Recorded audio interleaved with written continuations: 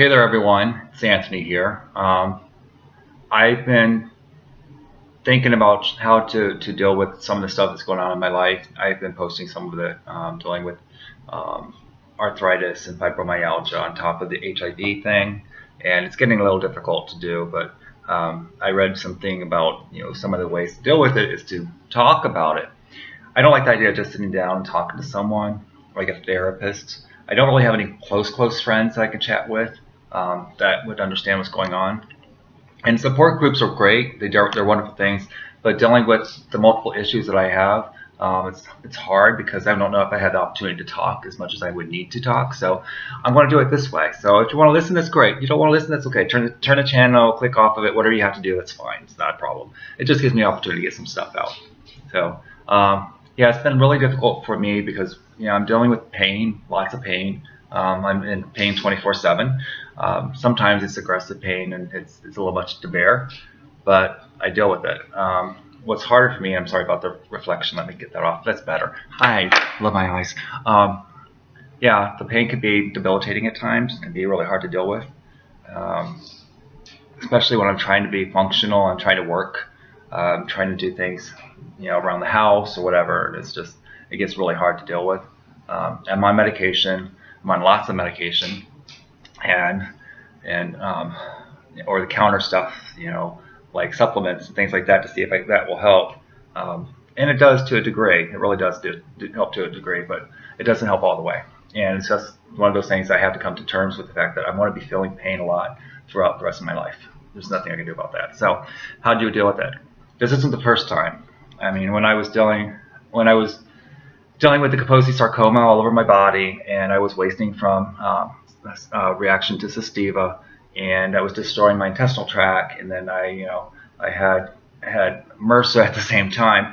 I was in complete horrific pain, some of the worst pain I've ever felt in my life. So this, in comparison, is mild in the sense that it wasn't constant. There is those moments here and there that I feel okay, not great, but okay.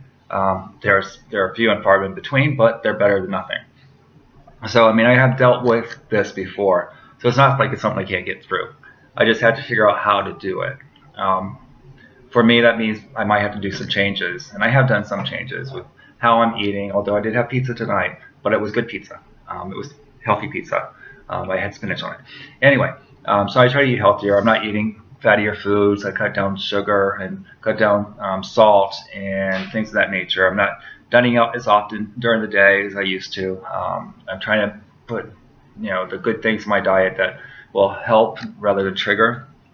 I'm trying to do things to keep myself stress-free, which is kind of hard to do.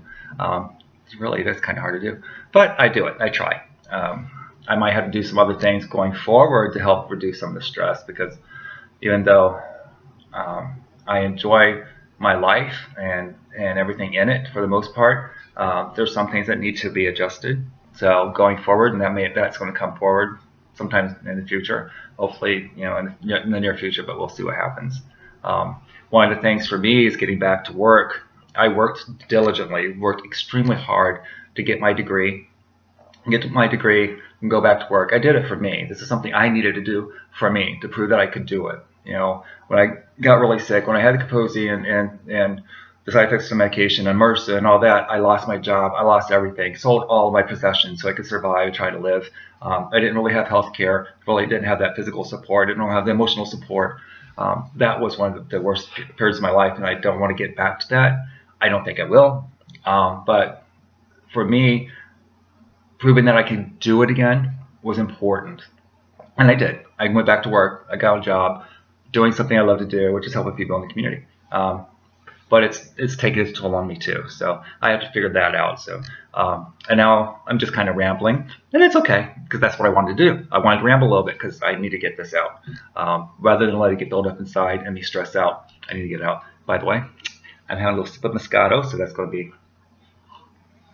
helps me adjust a little bit just to calm myself down. I need to work on some meditation stuff.